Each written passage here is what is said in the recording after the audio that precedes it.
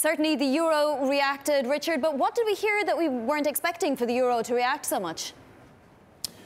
Well, Vani, I think it's a bit of a tale of two markets. If you look at what sort of the periphery and core yields are doing, the yields are actually lower because Draghi emphasized, as you said, patience, prudence, and very much they're still going to be in the market for an extended period. But I think the currency is pushing higher because in the Q&A session, he was asked about euro currency strength, and he didn't push back all that vigorously on it. He talked a little bit about financial conditions, and so there was a slight pushback on it, but it wasn't really vigorous, and I think as a result, that's why we're seeing this grind higher in the euro.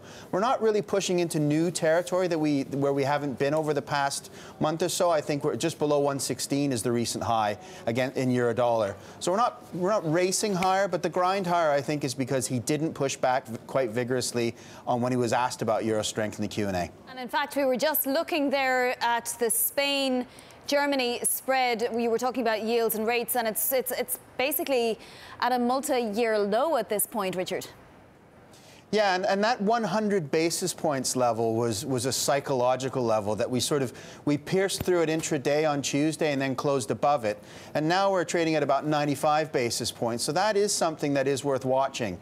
And what I would say is that if there was real concern in the market amongst investors that the ECB was going to be aggressive in tapering back QE, I don't think these sovereign spreads will be tightening like they are. So I think on the fixed income side, the continuity message is putting some downward pressure on these yields, and the periphery is benefiting even more than the core.